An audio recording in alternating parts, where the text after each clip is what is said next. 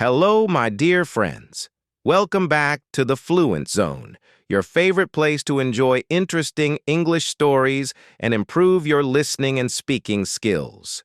Today, we've brought you another exciting story that will not only entertain you, but also take you one step closer to becoming fluent in English. Welcome to an incredible story that will inspire you and improve your English skills at the same time.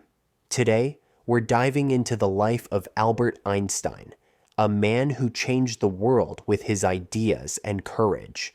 As you listen, focus on the new phrases and vocabulary. I'll introduce. This is not just about learning English.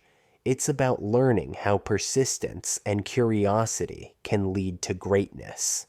So grab a notebook, pay close attention, and let's begin this journey. To improve your listening, expand your vocabulary, and find motivation in the life of a genius. Albert Einstein was born on March 14, 1879, in a small town called Ulm in Germany. His parents, Hermann Einstein and Pauline Kuch, were ordinary people. Hermann was a businessman who worked with electrical parts, while Pauline was a homemaker. Who loved music and learning. When Albert was born, there was nothing extraordinary about him, except for one small detail.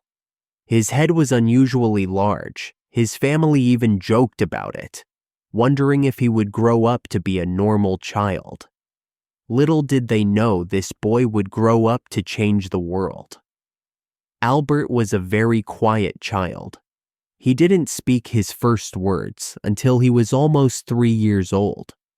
This worried his parents. Some people thought there was something wrong with him. His family called him the quiet one because he rarely spoke, even when other children around him were chatting away. But Albert wasn't quiet because he was slow. He was quiet because he was always thinking. He would sit for hours, observing the world around him, as if he was trying to understand how everything worked. When Albert was 5 years old, his father gave him a small gift that would change his life forever. It was a simple compass. At first, Albert didn't understand how it worked. How could the needle always point north? No matter how he turned it, he became obsessed with this tiny object. He stared at it for hours, trying to figure out the invisible force that guided the needle. This was the first time Albert realized that there were unseen forces in the world, and he wanted to discover them all. He later said that experience left a deep and lasting impression on me. When Albert started school, things didn't go well. He didn't like the way his teachers taught. Back then, schools were very strict, and students were expected to memorize everything.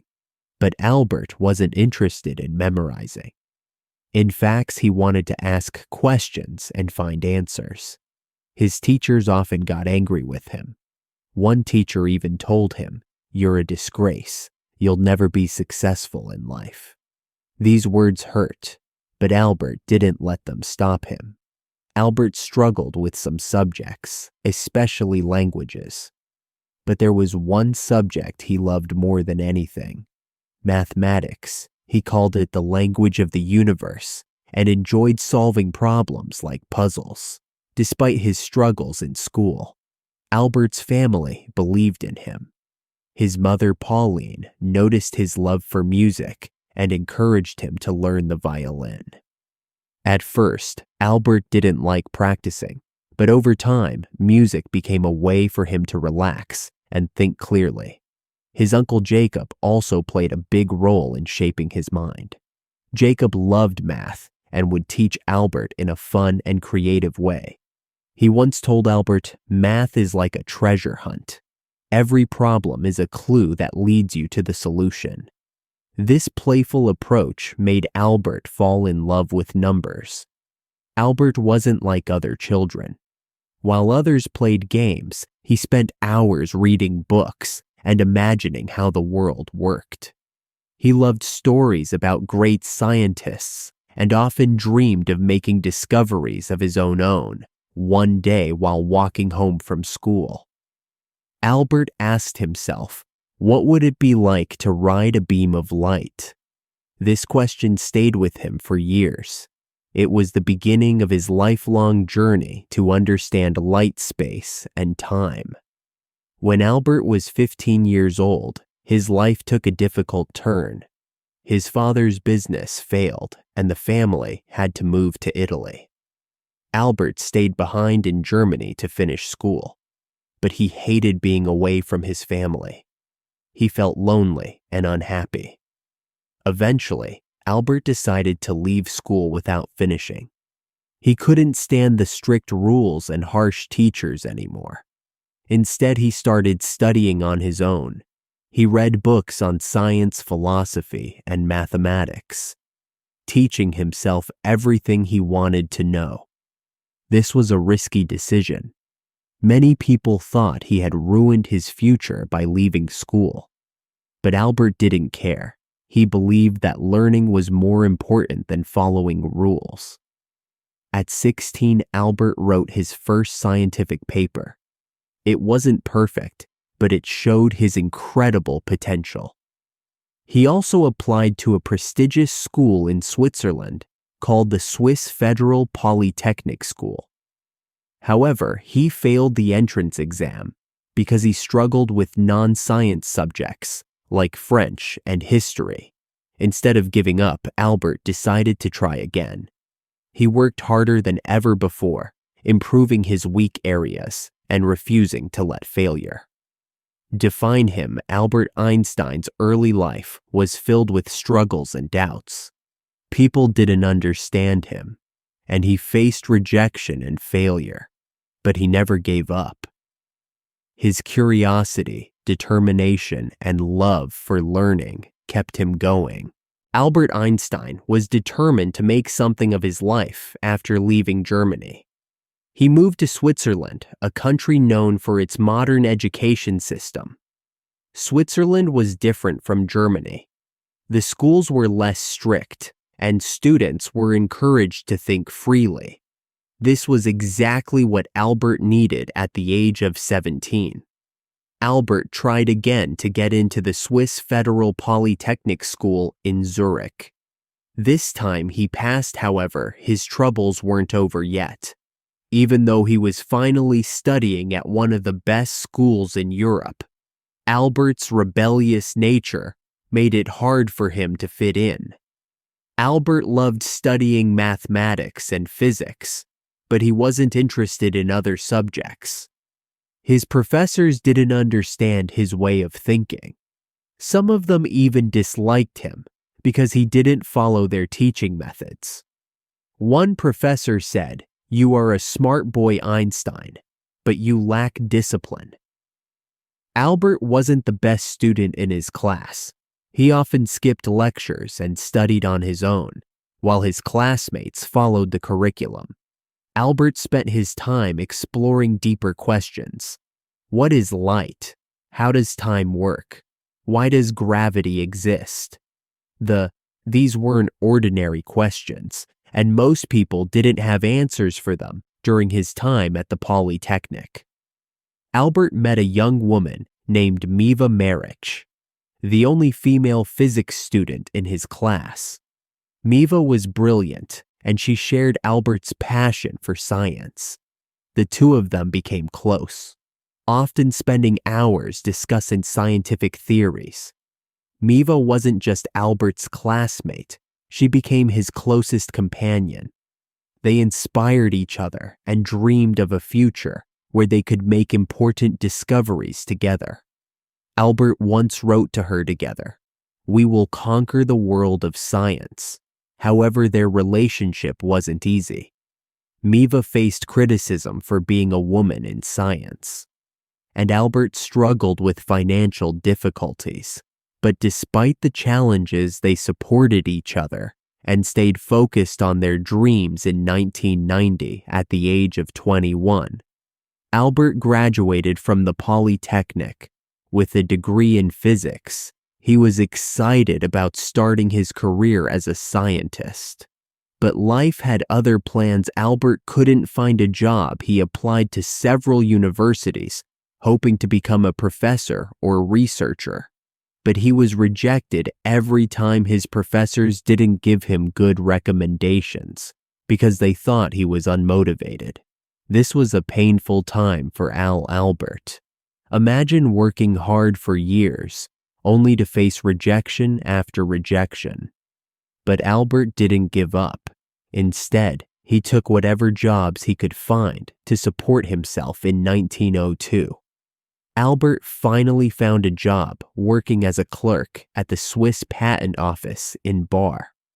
His job was to review patent applications and decide if the inventions were original. It wasn't a glamorous job, and it had nothing to do with physics. At first, Albert was disappointed. He wanted to be a scientist, not a clerk. But instead of complaining, he made the best of his situation. The job gave him free time, and he used that time to think about his scientific ideas. Albert began to call the patent office his thinking lab. While reviewing patents, he would secretly scribble down his thoughts on the nature of light, time, and space. He was determined to pursue his dream, even if it meant working late into the night. After finishing his day job in 1903, Albert married Miva. The couple had a simple wedding, and soon after, they had their first child, a son named Hans Albert Einstein. Although they were happy together, life wasn't easy. Albert's salary as a clerk wasn't enough to support his family. They lived in a small apartment and struggled to make ends meet. Albert's friends often advised him to give up on his scientific dreams and focus on his job, but Albert refused. He said, "I would rather struggle for my passion than live comfortably without purpose." Despite the hardships, Albert continued to work on his theories. In 1905, at the age of 26, he published a series of papers that would change the world forever. Scientists call this year Einstein's Annus Mirabilis, or Miracle Year 1, the photoelectric effect.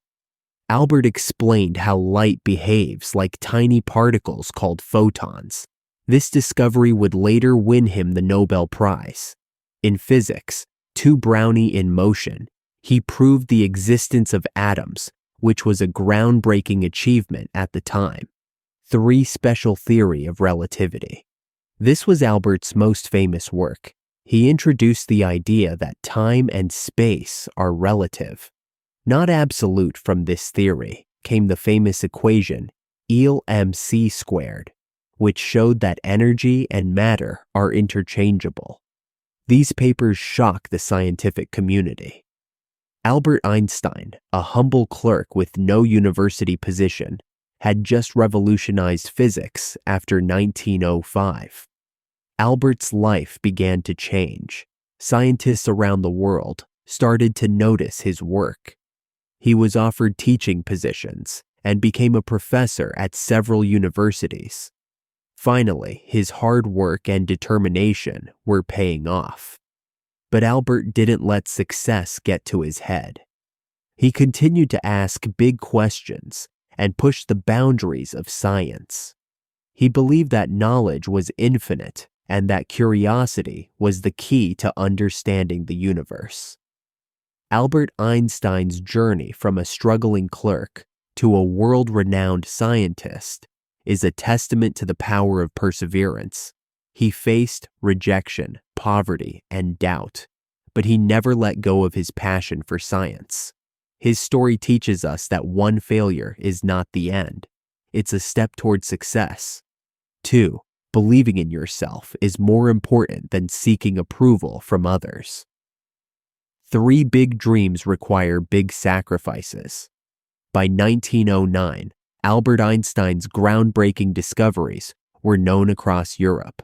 He became a professor at the University of Zurich and later moved to Prague to teach at the German university. It was during these years that Albert began to understand the immense impact of his work. People now looked at him as a genius, a thinker who could solve mysteries of the universe. Albert, however, remained humble. He once said, "I am no genius. I am simply curious. I stay with questions longer than others." But fame brought challenges. Albert was not someone who cared about appearances or wealth. He continued living a simple life, wearing the same old clothes, and focusing only on his work while the world celebrated him. Albert knew that his journey was far from over.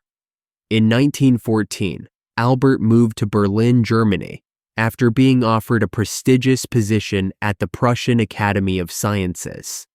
This was a big step in his career, as he now had the resources and freedom to focus entirely on research.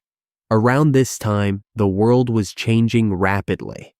World War I broke out, and millions of lives were affected, while many scientists supported the war. Albert spoke out against it. He believed in peace and used his influence to promote harmony.